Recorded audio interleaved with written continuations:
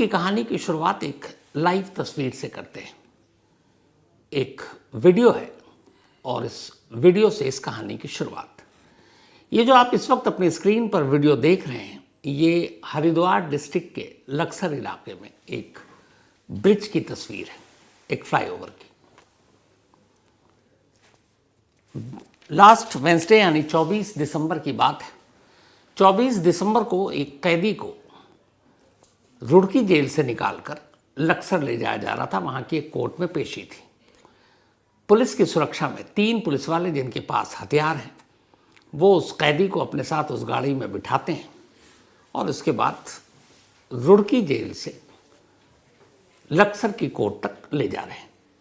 तभी अचानक इस पुल पर एक साथ 2 लड़के एक मोटरसाइकिल पर सवार आते हैं। चेहरा दिख नहीं रहा है और वो अचानक पिस्टल निकालते हैं। पुलिस वैन में बैठे उस कैदी पर नज़दीक से गोली चलाते हैं। गोली उसके सीने और पेट में लगती है और फिर वहाँ से उसी मोटरसाइकिल पर निकल जाते हैं। जाते हुए भी तस्वीर उनकी आप देख रहे होंगे। लेकिन इस तस्वीर में जो सबसे अजीब चीज़ है वो ये है कि उस कैदी के साथ जो 3 पुलिस वाले हैं, तीनों के पास हथियार है, राइफल है सरकारी। और तस्वीर में देखिए कि गोली मारने के बाद हमलावर कातिल दौड़ता हुआ भी नहीं भाग रहा है, मतलब आराम से मस्ती से एक तरह से लगता है जा रहा है। पुलिस वाले भी उसी फ्रेम में जिस फ्रेम में कातिल है। पुलिस वालों के हाथ में बंदूक भी है। लेकिन क्या मजाल जो जिनकी सुरक्षा में एक कैदी जिसको उन्होंने अभी अभी गोली मारी है, उसे पलट कर वो गोली मारें, चाहे तो पैर में मारें, घायल करें और पकड़ें। पुलिस वालों की हिम्मत नहीं होती कि वो गोली चलाएं और वो दोनों कातिल आराम से निकल जाते हैं। इसी जगह से नज़दीक यूपी में ऐसे तमाम किस्से आपको सुनाए जब रात के अंधेरे में पुलिस वालों के निशाने इतने अच्छे होते हैं कि सटीक पैर पर गोली मारते हैं अंधेरे में। और ये सब कुछ दिन के उजाले में हो रहा है। दिन है, रोशनी है, दूरी भी नहीं है। 2 कातिल आकर एक कैदी को गोली मार रहा है। पलटकर पुलिस वालों का काम उसे पकड़ना। पुलिस वाले दौड़ भी नहीं रहे उसके पीछे, हाथ में हथियार है, गोली भी नहीं चला रहे और वो दोनों आराम से मोटरसाइकिल से निकल जाते हैं। इसके बाद इस कैदी को अस्पताल ले जाया जाता है। अलग अलग 3 अस्पताल। 3 अलग अलग अस्पतालों में आने जाने के दौरान बहुत सारा वक्त बर्बाद होता है। परिवार को जब पता चलता, परिवार वाले पहुंचते हैं अस्पताल, उन्हें मिलने नहीं दिया जाता, बस कहा जाता दूर से देख लो। और फिर आखिरकार 27 दिसंबर यानी सैटरडे को उस कैदी की मौत हो जाती है। ये जो कैदी है ये भी कोई दूध का धुला नहीं था। ये एक हिस्ट्री शीटर, एक बदमाश, जिसके ऊपर 50 से ज़्यादा केसेस, जिसमें murder, attempt to murder, kidnapping, वसूली, डकैती। नाम है विनय त्यागी। पश्चिमी उत्तर प्रदेश के बड़े बड़े गैंग के साथ इसका नाम जुड़ा। इसकी दहशत पूरे इलाके में। हालांकि एक अच्छे ख़ानदान से आने वाला विनय त्यागी, लेकिन जुर्म की दुनिया में इसने अपना नाम कमाया। और आखिरकार इसी विनय त्यागी को 24 दिसंबर की सुबह 2 हमलावर मोटरसाइकिल पर आकर गोली मारकर चले जाते हैं। ये कहानी का पहला पार्ट। ये तस्वीर जो आपने देखी, यहाँ कहानी खत्म।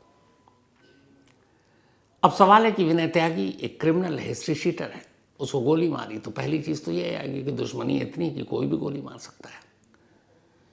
लेकिन उसके बाद होता कुछ और है। अचानक विनय त्यागी की बहन सामने आती है मीडिया के, और जो कुछ वो कहती हैं उसके बाद हड़कंप मच जाता है। उन्होंने जो खुलासा किया, अगर उसमें दम है, उसमें सच्चाई है, तो फिर इस पूरे शूट आउट और ये जो तस्वीर में आपने देखा कि 3 पुलिस वाले मौजूद तो हैं, हथियार भी है, पर दौड़कर पकड़ने की कोशिश नहीं कर रहे हैं, गोली चलाकर उसको पकड़ने की कोशिश नहीं कर रहे हैं।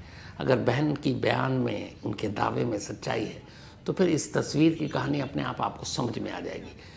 पर यह तस्वीर और इसकी कहानी आपको समझ में आए, उसके लिए ज़रूरी है कि मैं आगे कहानी सुनाऊं।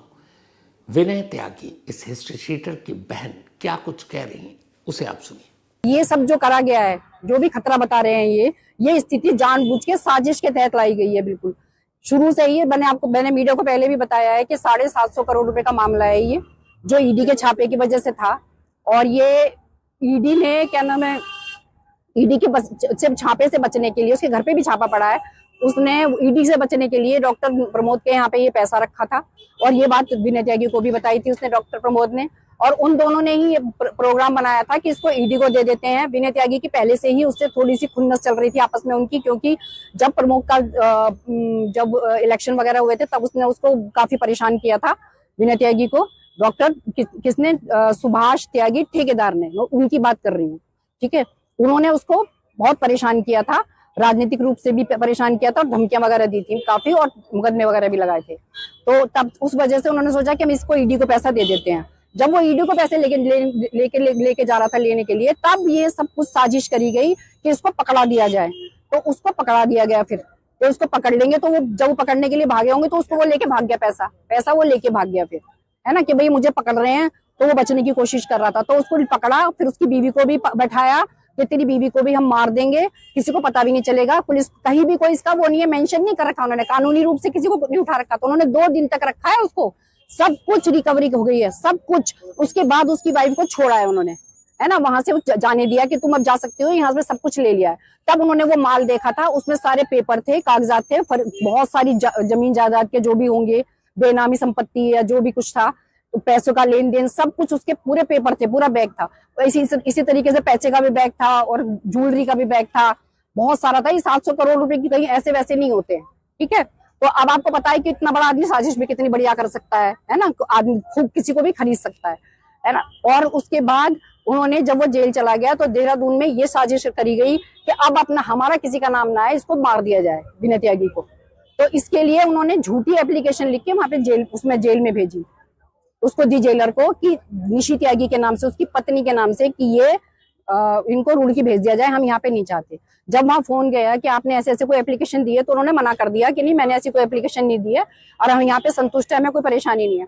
लेकिन उसके बाद भी उसको वहां भेजा गया। जब भेजने लगे तो तब उसने देखा बाहर आकर कि वो बिना हथियार के 2 पुलिस वाले उसको लेके जाएंगे वहां पर।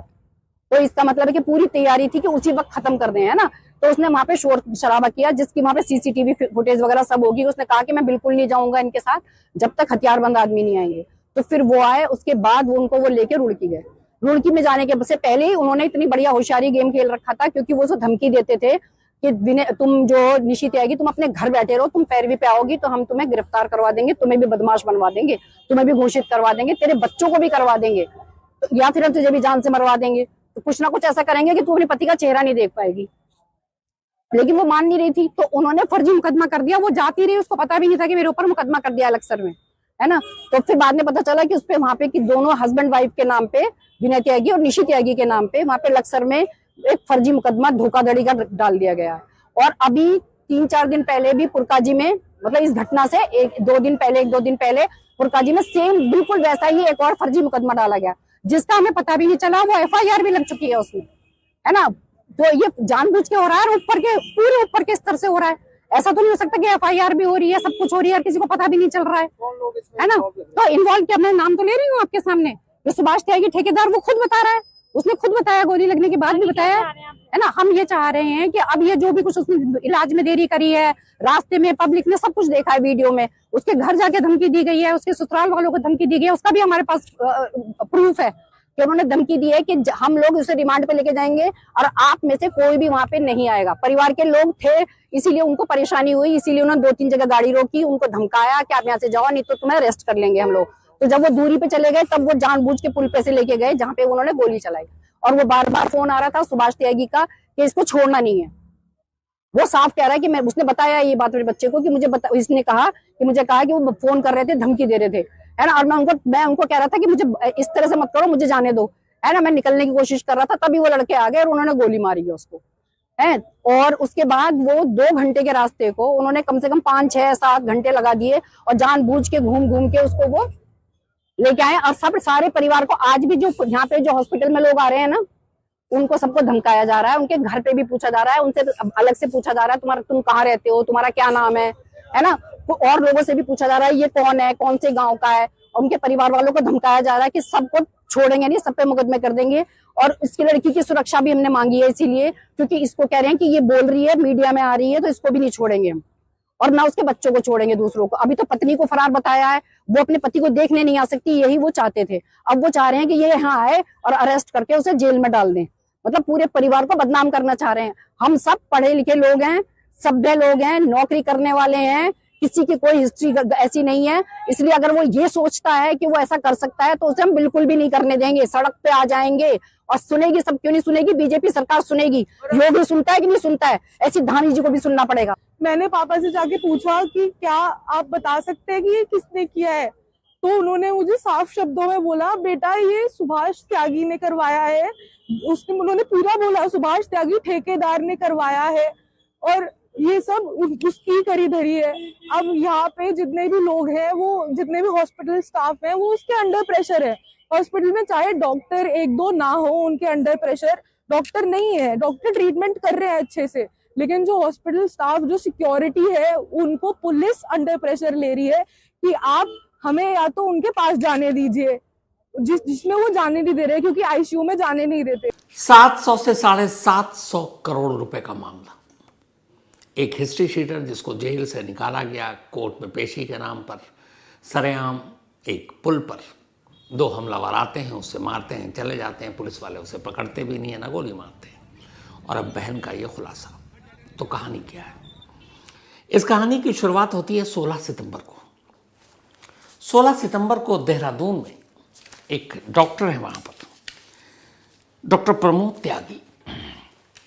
डॉक्टर प्रमोद त्यागी अचानक देखते हैं उनके घर के बाहर एक जो उनकी कार खड़ी हुई है उसके शीशे टूटे हुए हैं। डॉक्टर प्रमोद त्यागी परेशान हो जाते हैं। कार के अंदर बैग था, वो सारी चीज़ें गायब। इसके बाद डॉक्टर प्रमोद त्यागी पुलिस में जाकर कंप्लेंट लिखाते हैं। कहते हैं कि कुछ किसी ने कार में चोरी करने की कोशिश की, बैग था, कुछ हज़ार, 20-25 हज़ार रुपये का शायद मामला, वो दिखाते हैं, इससे ज़्यादा नहीं। और इसके बाद फिर पुलिस तफ्तीश शुरू करती है। एक डॉक्टर के घर से एक कार में शीशा तोड़कर कुछ बैग निकाल लिया गया। तफ्तीश शुरू करती है। उसके बाद इनकी बहन को आपने सुना, फिर पुलिस पहुंचती है विनय त्यागी और उनकी पत्नी निशी त्यागी तक। अनऑफिशियली दोनों को गैर कानूनी तरीके से 2 दिन तक हिरासत में रखती है। फिर कहती है कि तुमने जो कार से चीज़ें निकाली हैं वो वापस कर दो, वरना बीवी भी फंसेगी, तुम भी जाओगे, जान से भी मार देंगे। बहन के पूरे इल्ज़ाम यही है। इसके बाद बहन के दावे के मुताबिक उस बैग और उसके सारी चीज़ें पुलिस वालों के सुपुर्द कर दिया जाता है। जो विनय त्यागी की बहन के मुताबिक उस बैग में 750 करोड़ रुपए नकद, जेवर, ज़मीन के कागजात, शेयर के और बाकी चीज़ों के 750 करोड़ एक डॉक्टर की गाड़ी के अंदर रखा हुआ है। और विनय त्यागी जैसा एक नामचीन हिस्ट्री शीटर उसको चुराता है। अब विनय त्यागी चोर उचक्का तो है नहीं, बड़ा गैंगस्टर है, तो उसे इस चोरी करने की क्या ज़रूरत पड़ी थी? और यहीं से ये कहानी शुरू हुई। कहानी ये कि असल में ये जो डॉक्टर प्रमोद त्यागी की कार में से चोरी हुआ जो कुछ, तो वहाँ पे एक बिल्डर है देहरादून में, उनका नाम है सुभाष त्यागी। सुभाष त्यागी और विनय त्यागी के बीच में पुरानी दुश्मनी रही है।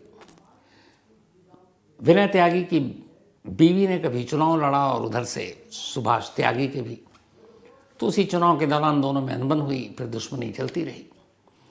फिर हुआ ये कि सुभाष त्यागी की पहुंच ब्यूरोक्रेसी में, पुलिस में, पॉलिटिक्स में, पॉलिटिशियन में, सरकार में, सभी जगह है, अच्छी खासी पैठ है। अब एक बिल्डर, एक ठेकेदार सुभाष त्यागी के पास 700-750 करोड़ कहां से आए? तो कहा जाता है कि इसमें पूरा नेक्सस है। उत्तराखंड की ब्यूरोक्रेसी के लोग, पुलिस के लोग, सरकार में बैठे हुए लोग, पॉलिटिशियन, नेता, उनमें से कई हैं अभी जिनके नाम सामने नहीं आ रहे। तो ये सारे और बड़े ताकतवर लोगों के नाम, तो लोगों के ये पैसे थे। इत्तेफाक से ये पैसे सुभाष त्यागी के पास थे क्योंकि वो बिल्डर था, ब्लैक को वाइट भी कर सकता है। लेकिन दुश्मनी चल रही थी विनय त्यागी से। अचानक सुभाष त्यागी को किसी ने खबर दी कि शायद तुम्हारे यहाँ ईडी की रेड पड़े, इन्फोर्समेंट डायरेक्टरेट, आजकल देश में इसका बहुत बड़ा नाम है, प्रवर्तन निदेशालय, जो अवैध इलीगल तरीके से आपके पास पैसे हों, ब्लैक मनी हो, उसको पकड़ने का काम हमारे देश की ईडी करती है। तो विनय त्यागी को ये पता चला कि सुभाष त्यागी के पास बहुत सारे पैसे हैं और उसे ये पता चल गया कि ईडी वाले रेड मार रहे हैं, अब इन पैसों को कहाँ छुपाए। तो फिर उसने अपना एक सोर्स, अपना संपर्क यूज़ किया और वो थे डॉक्टर प्रमोद त्यागी, जो सिस्टर का इल्ज़ाम। तो उसने कहा कि ईडी वाले रेड करें तो ये पकड़ा ना जाए, इसलिए ऐसे शख्स के हवाले ये पैसे कर दिया जाए कुछ दिनों के लिए जहाँ पर ईडी की नज़र ना जाए, और इसके लिए डॉक्टर प्रमोद त्यागी को चुना गया। और डॉक्टर प्रमोद त्यागी को बैग में भरकर वो सारे करीब 700-750 करोड़ रुपए कैश, जेवर और प्रॉपर्टी के कागजात, जिसमें बेनामी संपत्ति, सारी चीज़ें, वो रख दिया कि भाई आप रखो। वही गाड़ी में था जिसके 16 सितंबर को शीशा टूटा और वो बैग चोरी हो गया। और चोरी करने वाला विनय त्यागी, क्योंकि उसे मालूम था इस बैग में क्या है। तब उसने चोरी तो कर ली, लेकिन वो चोरी करके क्या करेगा, इन पैसों को हड़पना था। बैन का इल्ज़ाम यह था कि असल में वो ठेकेदार सुभाष त्यागी और उसके नेक्सस, जो पॉलिटिशियन, मिनिस्टर, पुलिस अफसर या फिर ब्यूरोक्रेसी में बैठे हुए बाकी लोग, जिनके सारे पैसे थे, वो शायद उनमें से कुछ को जानता था और ये सारे पैसे वो ईडी के हवाले करना चाहता था। मतलब एक क्रिमिनल, एक ब्लैक मनी जो किसी और का है, उसको चुराता है और वो जाकर ईडी को सौंपने वाला था कि ये देखिए, उसे पता चल चुका है कि आप लोग रेड मारने वाले हैं, इसलिए उसने पैसे कहीं और छुपाए, वो पैसे मैं चोरी करके लाया और अब आपके हवाले कर रहा हूँ। ईडी से इनाम भी मिलता, लेकिन उससे बड़ा मकसद शायद उसका ये था कि बदला लेना। तो उसको ईडी के हवाले करना था और ये बात पता चल गई। अब अगर ईडी के हवाले कर दे विनय त्यागी पैसे, तो फिर तो बहुत सारे नाम आते सामने। तो इसीलिए एक पूरी लॉबी लग गई कि विनय त्यागी को ईडी से पहले पहुंचने से या इस पैसे को पहुंचाने से पहले पकड़ो। और उसी के बाद आनन फानन में उसे और उसकी बीवी को उठाया गया, फिर पूछताछ हुई, फिर सारी रिकवरी जब हो गई तब बीवी को छोड़ दिया गया, लेकिन विनय त्यागी को जेल भेज दिया गया। अब वो पहुंच गया देहरादून जेल। अब जेल जाने के बावजूद इधर ये था कि विनय को सब कुछ पता है। ये 750 करोड़ की अगर कहानी जो पूरी है, तो कहीं अगर इसने नाम लेना शुरू कर दिया या मीडिया में आ गया तो गड़बड़ हो जाएगा। तो फिर क्या? तो विनय त्यागी के परिवार वाले, उनकी बहन, उनकी बेटी का इल्ज़ाम और उसकी पत्नी का इल्ज़ाम यही है कि अब उन लोगों ने ये प्लानिंग करना शुरू किया कि किसी तरह विनय त्यागी को हमेशा के लिए खामोश कर दो, उसकी ज़ुबान को बंद कर दो, ताकि ये सारा जो घालमेल है, जो सारे पैसे हैं, 700-750 करोड़ का खेल है, ये हमेशा के लिए एक राज बन जाए। लेकिन वो जेल में है तो विनय त्यागी तक पहुंच कैसे हो? अब यहाँ से कई खेल होते हैं और यहीं से जो बहन का इल्ज़ाम है, ये कुछ चीज़ें जो है उस इल्ज़ाम को पुख्ता करने की तरफ इशारा करती हैं।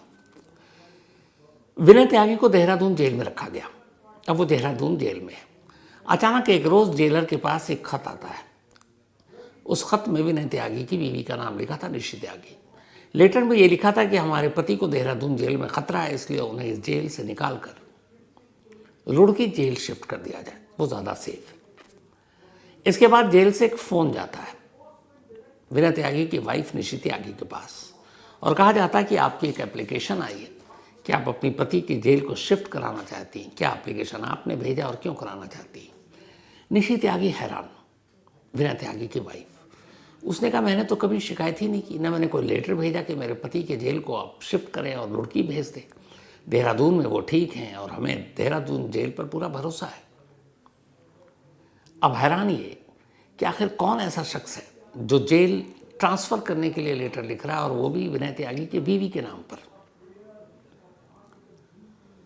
खैर, अब इधर ये हुआ कि उस लेटर के बाद और बीवी के इनकार करने के बावजूद विनय त्यागी को रुड़की जेल शिफ्ट करने का फैसला कर लिया गया।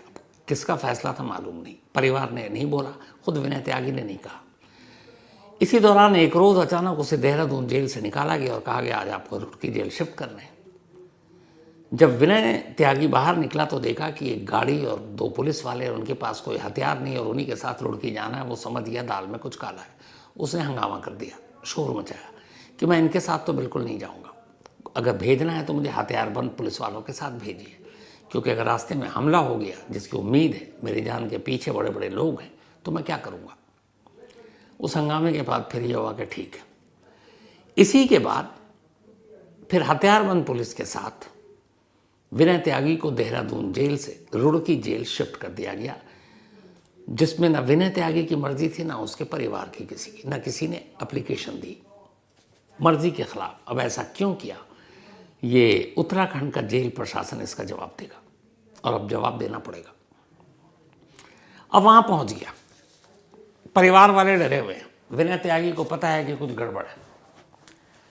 इस दौरान में एक और अजीब खेल होता है। अचानक इसी दिसंबर के महीने में इसी हरिद्वार जिले के दो इलाकों में, एक लक्सर और एक और इलाके में, 2 FIR दर्ज होती है। ये याद रखिए, पहले नहीं, अभी हाल में। और ये धोखाधड़ी और कुछ और मामले के सिलसिले में FIR दर्ज, और ये दोनों FIR विनय त्यागी के नाम पर।